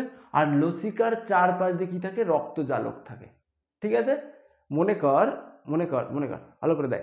মনে কর কি রয়েছে, আমি এখান থেকে একটা সেলকে কেটে নিয়ে আসলাম, এই যে প্রথম ইন্টেস্টাইনকে কেটেছিলাম, কেটে ডিস্কের মতো হয়েছিল, তারপরে কি ছিল, এইখানটাতে একটা মাইক্রোস্কোপের নিচে দিয়েছিলাম, তারপরে ওখান থেকে একটা সেলকে কেটে নিয়ে আসলাম, ঠিক আছে। এই মনে কর সেল, যেটা এপিথেলিয়াল সেল ছিল, এপিথেলিয়াল সেলের ওপরের দিকে, অর্থাৎ কিসের মধ্যে, ইন্টেস্টাইনের যে ইয়েটা রয়েছে, পাইপের যে রকমের কি থাকে, ভিতরের দিকে যে ফাঁকা জায়গা থাকে, ইন্টেস্টাইনের ভিতরে যে জায়গাটা থাকে তার, তাহলে এই এপিথেলিয়াল সেলের ওপরের দিকে কিরকম সিলিয়ার মতো অংশ থাকে, বা কিসের মতো, ব্রাশের মতো এক ধরনের অংশ থাকে, যেটাকে কি বলা হয়, ভিলাই বলা হয়, ঠিক আছে।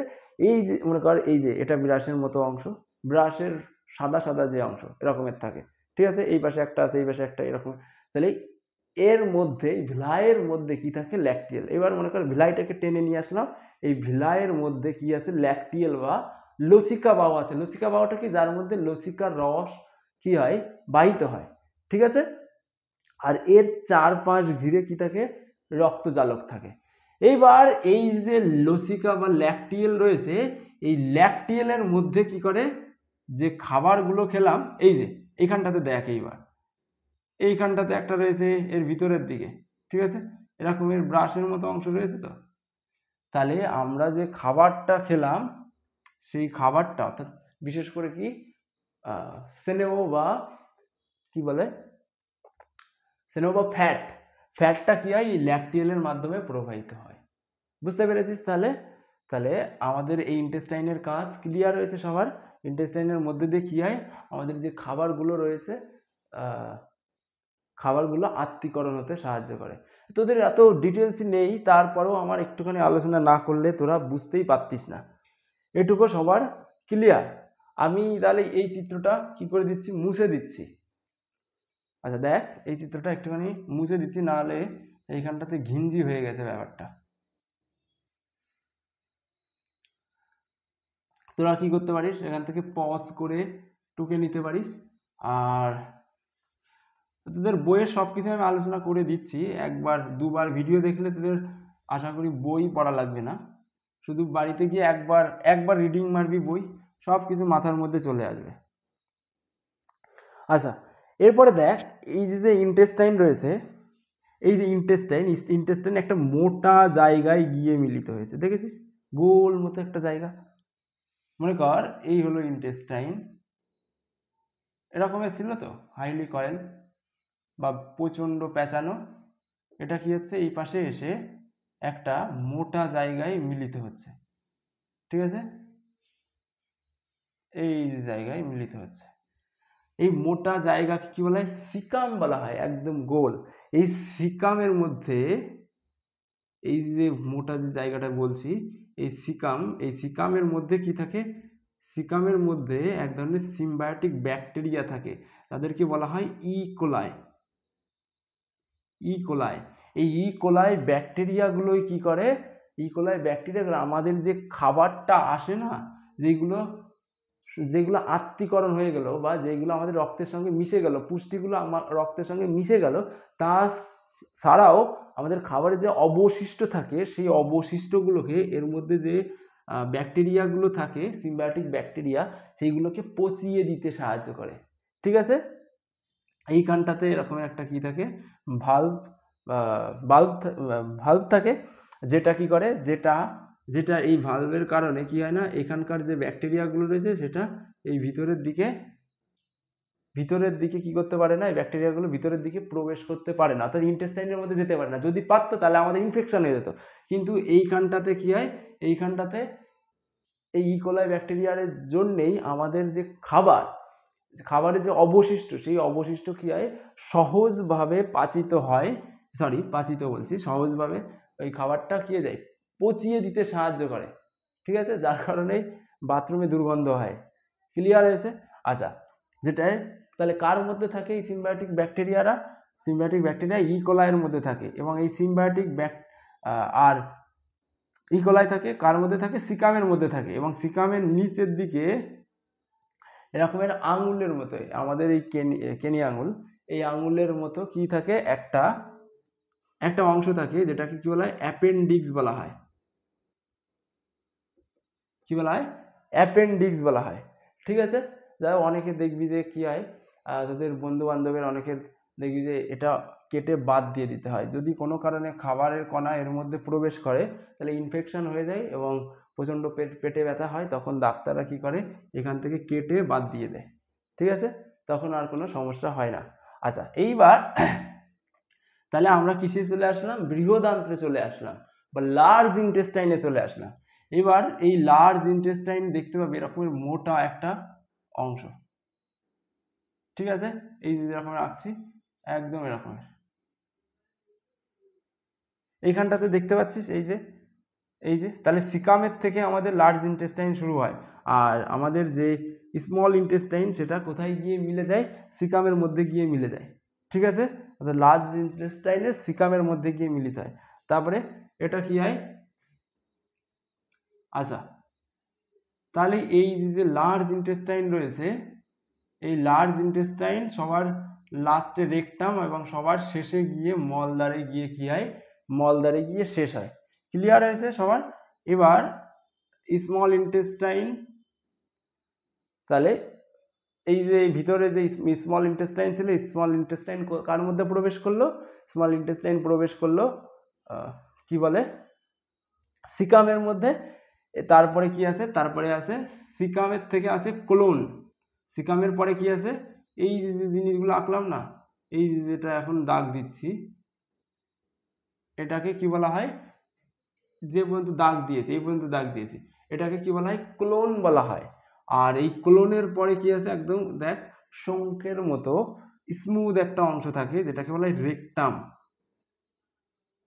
আর এই রেকটাম কোথায়, মলাশয় বা অ্যানাসে গিয়ে শেষ হয়েছে, আর এই অ্যানাসের মধ্যে দিয়ে মল বা পায়খানা বের হয়। ঠিক আছে, তাহলে এই অ্যানাসের এটুকু ক্লিয়ার হয়েছে। তাহলে এটাকে কি বলা হয়, এই টোটাল অংশটাকে কি বলা হয়, কোলন। বুঝতে পেরেছি সবাই কোলন কি জিনিস? এবার এই কোলনটা দেখ, কোলনটা 3 ভাগে বিভক্ত। ওপরের দিকে একটা অংশ উঠে যাচ্ছে, যেটাকে বলা হয় অ্যাসেন্ডিং মানে ওপরের দিকে যাচ্ছে, অ্যাসেন্ডিং মানে ওপরের দিকে, অ্যাসেন্ডিং কোলন। ঠিক আছে, তারপরে কি আছে, তারপরে আরেকটা কোথায় চলে, এই দিকে যাচ্ছে। ঠিক আছে, এই দিকে, যেটাকে বলা হয় হরাইজন্টাল দিকে যাচ্ছে, এরকম করে হরাইজন্টাল দিকে যাচ্ছে, যেটাকে কি বলে ট্রান্সভার্স কোলন। কি বলা হয়, ট্রান্সভার্স কোলন। আর নিচের দিকে নেমে যাচ্ছে আরেকটা অংশ, এটা হচ্ছে নিচের দিকে, যার জন্য এটাকে বলা হয় ডিসেন্ডিং মানে নিচের দিকে নামা। ঠিক আছে,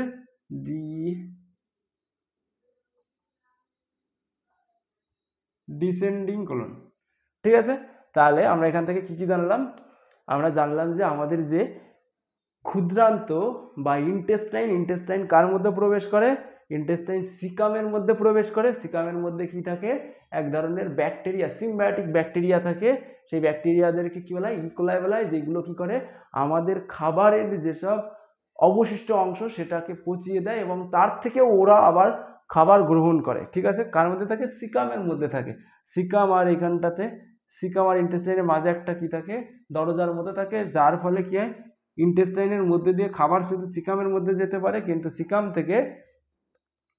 থেকে কারা? সিকাম থেকে ইকোলাইরা ইন্টেস্টাইনের মধ্যে যেতে পারে না, ব্যাকফ্লো বন্ধ করে দেয়। এদেরকে বলা হয় ইলিওসিকাল বাল্ব। আচ্ছা, এরপরে কি রয়েছে? এই সিকামের নিচেই রয়েছে অ্যাপেন্ডিক্স আমরা বুঝতে পারলি। তারপরে এই সিকামের পরের দিকে কি রয়েছে? ওপরের দিকে কোলন রয়েছে। কোলন কোন পর্যন্ত? রেকটাম পর্যন্ত বিস্তৃত। আচ্ছা, কোলনকে 3 ভাগে ভাগ করা যায়। একটা হলো উপরের দিকে উঠছে, তার জন্য অ্যাসেন্ডিং। তারপরে কোথায় যাচ্ছে? এই দিকে যাচ্ছে, হরাইজন্টাল দিকে যাচ্ছে, যার কারণে ট্রান্সভার্স।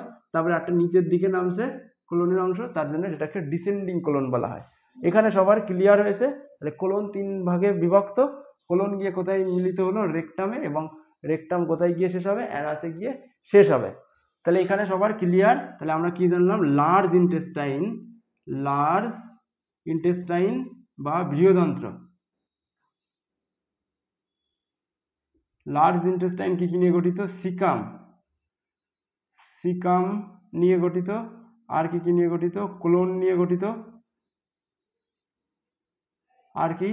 রেকটাম। আর কি? সবার লাস্টে অ্যানাস। বুঝতে পেরেছিস তাহলে? আর এই কোলনকে আবার 3 ভাগে ভাগ করা যায়, অ্যাসেন্ডিং, ডিসেন্ডিং আর নিচের দিকে অ্যাসেন্ডিং, ট্রান্সভার্স আর ডিসেন্ডিং। তাহলে আশা করছি তোরা সব বুঝতে পেরেছিস। এবার আমি নেক্সট ক্লাসে কি করে আমাদের খাবার পাচিত হয়, ডাইজেশন হয় আমাদের, তারপরে গ্ল্যান্ড সম্পর্কে, আমাদের খাবার পাচিত হওয়ার জন্য বিভিন্ন ধরনের গ্ল্যান্ড রয়েছে, গ্ল্যান্ড সম্পর্কে আলোচনা করব। তারপরে আমাদের কি করে আত্তীকরণ হয়, এদের সমস্যা কি, এগুলো সম্পর্কে আলোচনা করব আস্তে আস্তে। ঠিক আছে? তাহলে এই লেকচারটা আমি আশা করছি সবাই বুঝতে পেরেছিস। সবাইকে এর মধ্যে দেখার জন্য ধন্যবাদ। আচ্ছা, অল দ্য বেস্ট সবাইকে।